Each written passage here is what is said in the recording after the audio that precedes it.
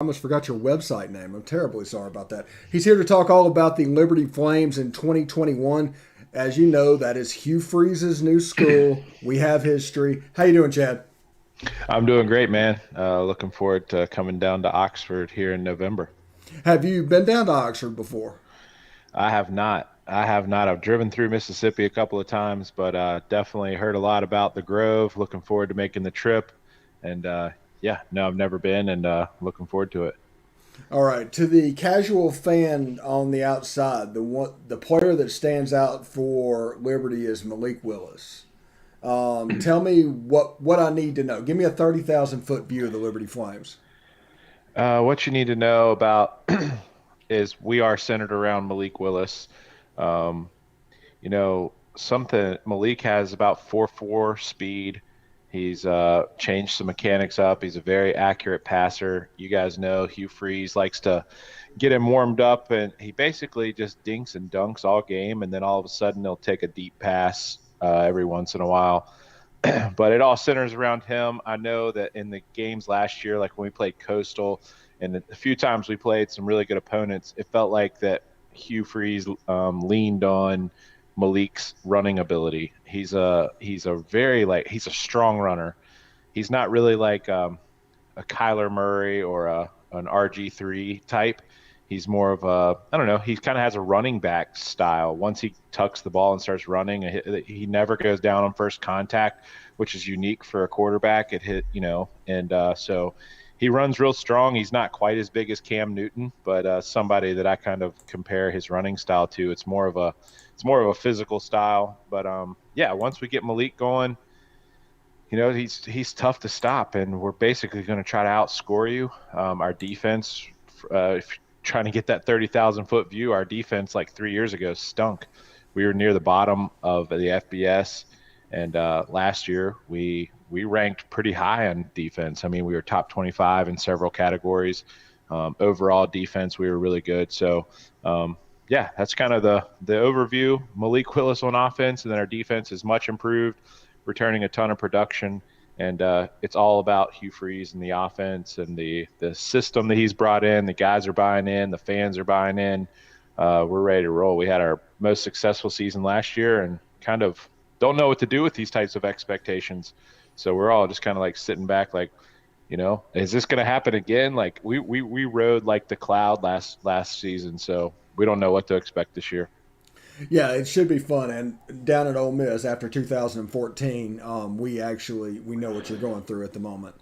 Um, well, besides Malik Willis on offense, who's some names that we need to look forward to? On offense, so honestly, it starts around our offensive line, and those guys don't get enough credit. Honestly, we got all returners. We got several guys who are potential NFL guys. They've been around for a while.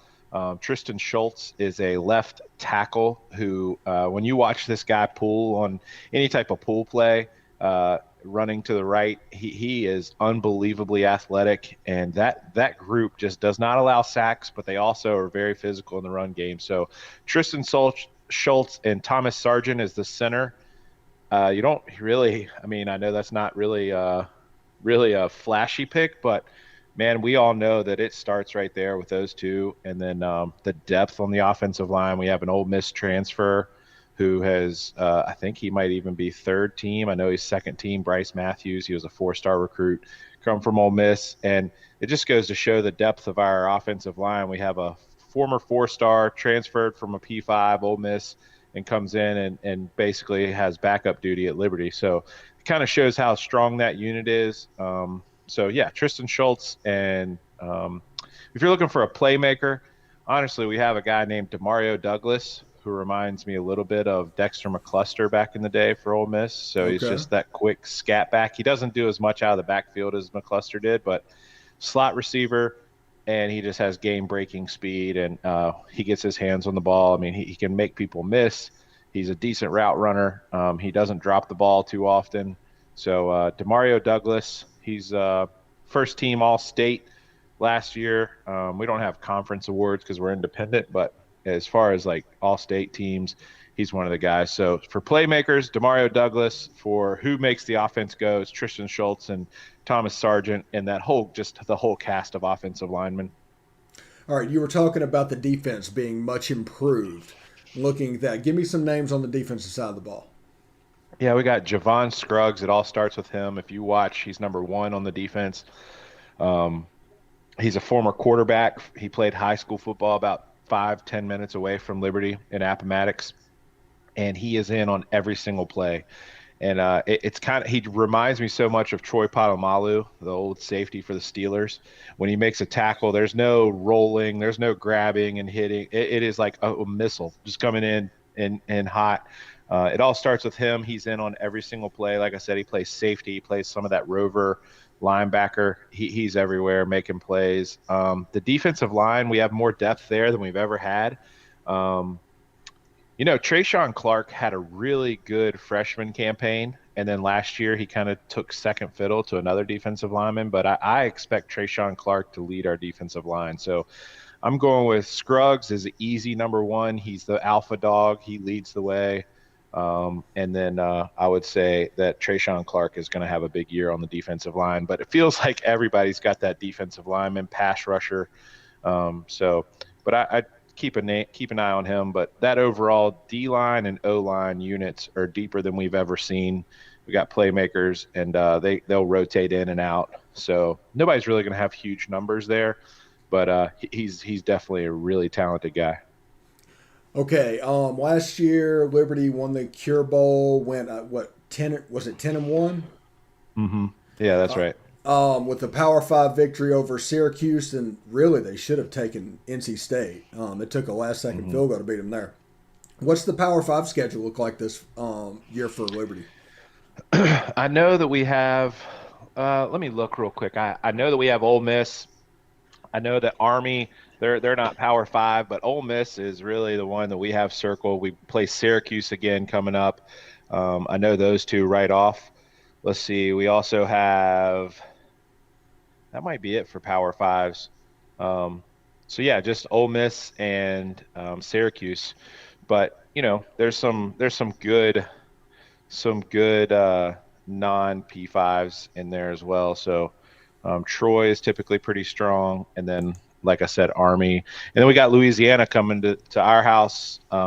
Louisiana's coming to our house, and they'll be likely be top 25 when we play them. So looking forward to that game too. Yeah, that usually is set up to be a really fun game because Louisiana they just have it cooking at the moment in the Sun Belt. Any That's right. talk about Liberty moving into a conference eventually? Yeah, man, there's a lot of talk about that. Sorry, I'm moving around here on you a lot, but the camera is like super zoomed in, so I'll just stay back here for a minute. There you go. I'll Um, make it a little easy so you see it. okay. Yeah, so conference. So we were in the Big South. We decided to go independent for football. I think that was the only way we were going to get in. We got shunned by the Sun Belt probably 5, 6 years ago. So we were kind of looking for a home, didn't find one, went independent. Well, it just kind of just took off for us. We were able to recruit better. We were able to, our facilities and everything. We were able to, our schedule is so flexible. We can get any game we want, like winnable games. Everybody in state was wanting to play us because we have bring a big crowd, and there is a winnable FBS game. So we were able to schedule a lot better. But I think our fans, honestly, let me try to find the camera here. Our fans, honestly, we're ready to get into a conference. The American would be awesome. Conference USA would be cool. Um, I'm not sure if we're into the Sun Belt at the moment, but yeah, I would say that's our next step is we'll be in the American Athletic Conference or the Conference USA, or unless something wild happens with realignment and they create a new conference somewhere down the line. But those are the two we have our eyes on. Where do we stand? Honestly, I've been doing a little bit of research, and Liberty has one of the best non P5 athletic programs in the country. Our baseball team is in regionals, softball made regionals, golf finished top 20. Football obviously is top 25. That's where it really is. Basketball has made the NCAA tournament or qualified for the NCAA tournament, I believe, 3 years in a row now, 3 or 4. So our athletics department as a whole is set up to go to one of those G5s, those top group of five conferences. And the one thing we're missing right now, really, is just because we're so new, is we're missing that revenue generating. I mean, we bring a lot of fans to games, but we're still young in the football arena in terms of bringing fans to games. So as far as a conference goes, I believe we'll hold out until we can get either the American Conference USA or we get a newly created conference, something crazy that we're not anticipating. All right, help me out. My geography is not that great, but where is Lynchburg in relationship to which market? Yeah, so it's about the biggest market is probably, well, it's probably 3 hours, 2.5 hours from DC. So that's a pretty good market. And then it's only about 2 hours from Richmond, Virginia. Those are both east. And then as far as going west, there's not much of a TV market. You got West Virginia, there's nothing over there. And then down where I'm at, I'm about an hour southeast I'm an hour southwest and I'm in Roanoke, Virginia. It's a smaller city, but those are the three big ones: DC, Richmond, and then Roanoke is kind of a middle. It's about the same size as Lynchburg.